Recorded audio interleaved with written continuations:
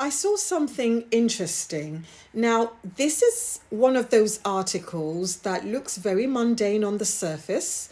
You know, locals are annoyed, dog walkers are inconvenienced, a few grumbles about fences. But if you understand how the British royal press works, it's anything but ordinary.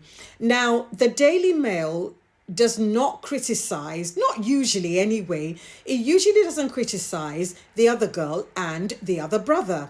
And it certainly does not use phrases like ring of steel, excessive, ambushed, unless something has shifted behind the scenes. Now, what am I talking about? I'm talking about the other brother and his wife and family moving into Forest Lodge. And apparently, there is a 6 mile ring of steel around the other brother and his wife's property.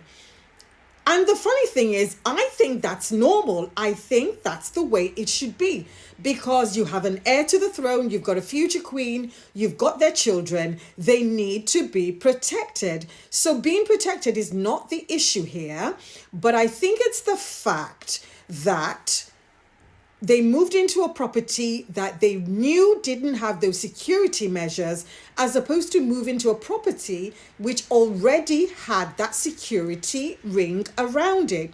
But anyway, let's continue. So the question is whether the locals are angry or not, because that 6 mile ring of steel affects them. It means they can't have access to parks, they can't have access to walking, hiking paths, etc.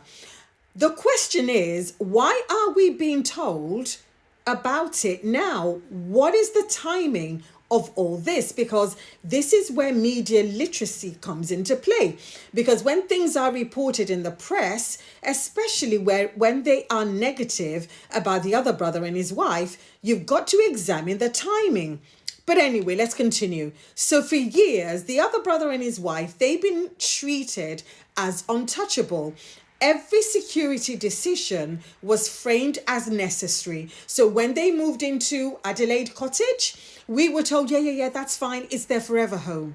When Kensington Palace was renovated, oh, yeah, you know, that's their London home. When their driveway was renovated for millions of pounds, apparently, again, we keep getting told, yeah, that's necessary.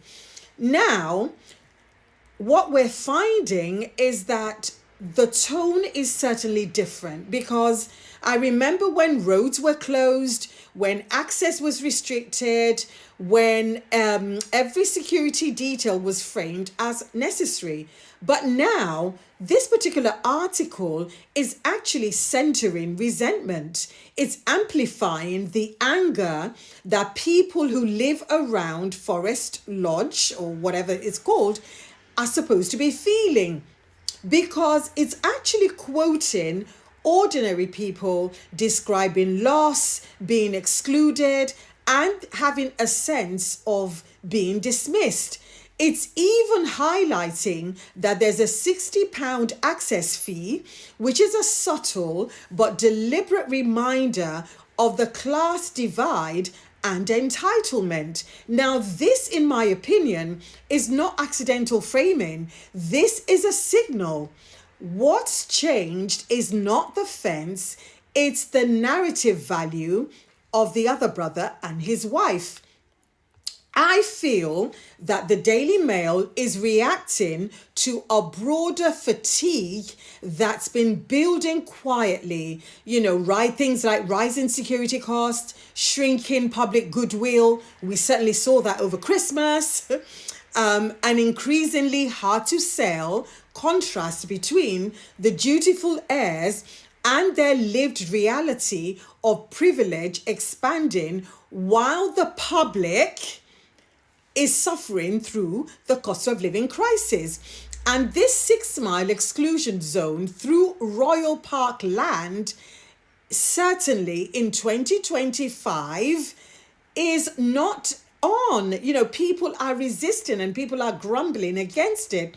The country is poorer, patience is getting thinner, and deference to royalty is no longer automatic. And crucially, the Sussexes are no longer available as a pressure valve.